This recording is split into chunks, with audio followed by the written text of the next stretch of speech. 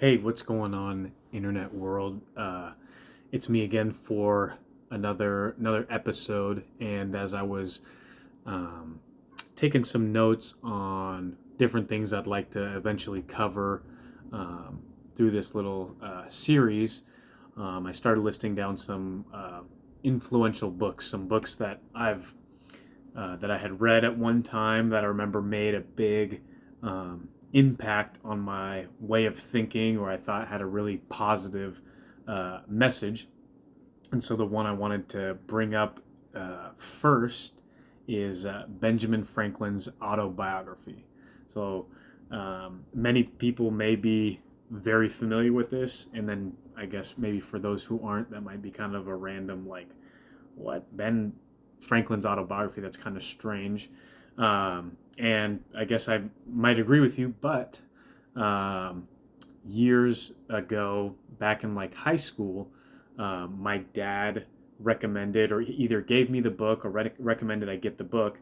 And I read it at the time, and I remember being just totally fascinated with it, wrapped up in the story. And even though it's been years since I've actually read the book, and actually, making this quick little clip is making me think maybe I should rediscover, go back and reread um, that book now, and kind of see how it's aged, at least in my short life. But I remember that being an awesome kind of coming of age book on a really remarkable guy. Obviously one of the founding fathers, and I was kind of just looking up a couple of things. Obviously, there's all info you can, if you either read the book yourself, or some of this information you can find online. But one of the quotes that I thought was interesting from what ended up being an intro to one of the publications was that the biography provided the most remarkable of all the remarkable histories of our self-made men, with Franklin as the greatest exemplar of the self-made man. So again, it's been some years since I read it, so I don't remember all the specifics, but I do remember just the idea of, again, this him being a young man in New England, and leaving home at an early age. I'm vaguely remembering, that he might have been a stowaway on like a shipping boat to go visit and work with his older brother, who owned like a printing shop, and he was an apprentice there. And then just and I remember he actually, in one of his jobs, there was kind of a thing where they would get paid in beer, um, or some of the guys would drink beer throughout the day because they felt like it made him stronger, and it was one of the physical jobs that he worked. But he felt like it made him weaker, so he kind of like stayed away from that. And it was just um, he was in one of the forests building a fort, maybe during the French and Indian War. It's been a long time. I forget a lot of the details, but I just remember being super fascinated by this guy who's a historical figure, kind of recounting some of the events of his own life. Yeah, so in his own words. So that was fascinating. It was one of the books that I felt like at the time made a big impression on me as a young man. Another, I think, big aspect of the book was something that's been termed, the 13 virtues. So this was something, says that in 1726, at the age of 20, Ben Franklin created a system to develop his character. So he listed out 13 virtues and had a calendar, and anytime he had a transgression in one of those categories, he'd give himself a black mark. Again, with the idea of, at the time, he had the mindset of trying to perfect himself, and I think he came to the conclusion that, hey, okay, you will never, you won't be able to perfect yourself, but by going through the exercise, you will at least hopefully improve yourself and improve your lot in life. And so the 13 virtues were as follows: 1, temperance, eat not to dullness, drink not to elevation. That's interesting.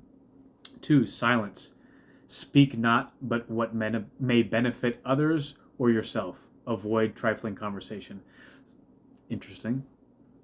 Number 3, order. Let all your things have their places. Let each part of your business have its time. Number 4, resolution. Resolve to perform what you ought. Perform without fail what you resolve. Number 5, frugality. Make no expense but to do good to others or yourself, i.e., waste nothing. Number 6, industry. Lose no time. Be always employed in something useful. Cut off all unnecessary actions. Number 7, sincerity. Use no hurtful deceit. Think innocently and justly, and if you speak, speak accordingly. Number 8, justice. Wrong none by doing injuries or omitting the benefits that are your duty. Number 9, moderation. Avoid extremes. Forbear resenting injuries so much as you think they deserve. Number 10, cleanliness. Tolerate no uncleanliness in body, clothes, or habitation.